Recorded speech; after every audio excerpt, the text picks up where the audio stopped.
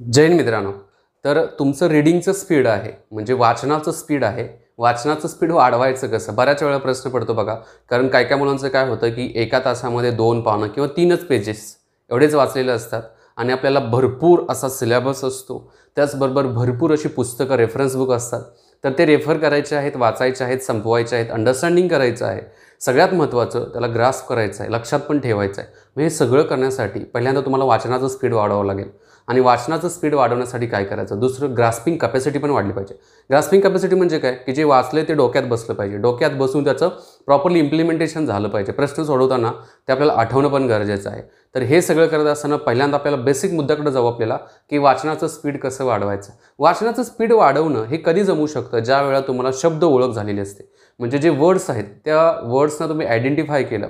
आता बघा, खूप अभ्यास केल्यानंतर आपल्या आयुष्यामध्ये चांगला उत्कर्ष होऊ शकतो आणि त्याच्यातून तुम्हाला परीक्षेमध्ये यशप्राप्ती होऊ शकते. आता हे मी जे वाक्य बोललो याच्यामध्ये उत्कर्ष, यशप्राप्ती होणे, आता हे जे शब्द आहेत एकदा तुम्ही वाचले नंतर ज्यावेळेस शब्दांचा पहिला अक्षर येतं ना तेव्हा तुम्ही पटकन काय करू शकता की हां याचा उत्कर्ष आहे, उत्कर्ष आहे.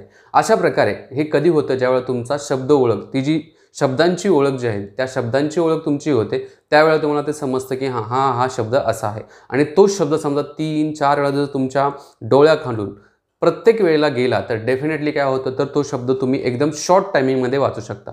म्हणजे तुम्ही त्या वाचनाचं स्पीड वाढवण्यासाठी जो मुद्दा आहे त्याच्या उत्तराच्या जवळ गेलो की वाचनाचं स्पीड वाढवण्यासाठी तुमचं वाचन खूप जास्त असलं गरजेचं आहे. आणि वाचन जे असणार आहे ना ते वाचन कसं असावं की थोडं प्रगल्भ अशा पद्धतीचं वाचन असावं जेणेकरून वेगवेगळ्या प्रकारचे शब्द तुमच्या परिचयास येतील. आणि ज्यावेळेला ते शब्द परिचयास येतात तुम्ही वाचता आणि ज्यावेळेला ते वाचल्यानंतर तुम्ही ते ग्रास्प करता त्यावेळेला तुम्हाला समजतं की या शब्दाचा मथित अर्थ जो असा आहे. त्यामुळे पहिल्यांदा तुम्हाला काय करावं लागेल? फर्स्ट पॉईंट वाचनाचं स्पीड वाढवण्यासाठी तर वाचनाचा एरिया जो आहे तो वाढवावा लागेल. म्हणजे थोडक्यात वाचन भरपूर प्रमाणामध्ये करावं लागेल.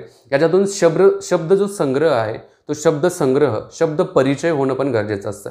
याचा फायदा कुठे होतो माहिती आहे? तुम्ही जर कंबाईनमध्ये पण असेल किंवा राज्यसेवेची तयारी करत असाल, सीसॅटमध्ये असेल, कधी कधी UPSCसाठी पण याचा फायदा होतो. जे कॉम्पिटेटिव्ह एक्झाम आहेत ना या कॉम्पिटेटिव्ह एक्झाममध्ये रिडिंग स्पीड जर तुमचा मॅक्सिमम असेल तर डेफिनेटली याचा फायदा होतो. एक म्हणजे तुम्हाला वाचन भरपूर करावं लागेल. दुसरा मुद्दा, हा सगळ्यात इम्पॉर्टंट मुद्दा आहे. दुसरा मुद्दा अजिबात विसरायचा नाही आहे. वाचन करत असताना ज्या शब्दावरती तुमची डोळ्याची नजर, बघा मी काय म्हणतो, ज्या शब्दावरती तुमचे डोळे आहेत, आईज, त्याचबरोबर त्या शब्दाला आपण आपल्या मनामध्ये वाचणार आहे. कारण मोठ्यानंतर वाचणार नाही आहे. वाचत असताना वाणीमध्ये तो शब्द, डोळ्यामध्ये तो शब्द आणि ब्रेन या तिघांचं एकत्रित कॉन्सन्ट्रेशन त्या शब्दावरती असलं पाहिजे.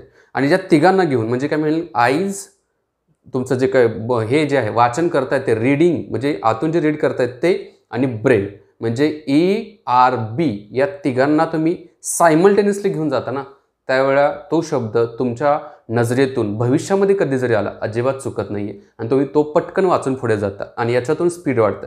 फ्रॅक्शन ऑफ सेकंद, मायक्रो सेकंदमध्ये हळूहळू हे तुम्हाला जमतं.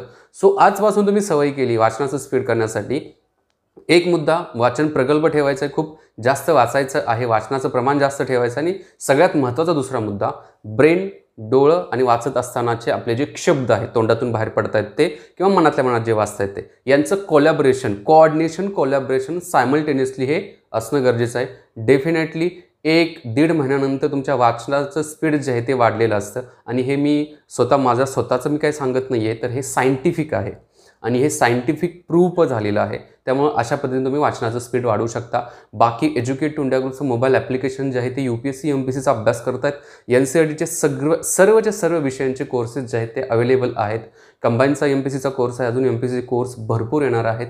तर हे ॲप्लिकेशन डाउनलोड करा, लिंक खाली डिस्क्रिप्शन बॉक्समध्ये दिलेली आहे. जय हिंद मित्रांनो.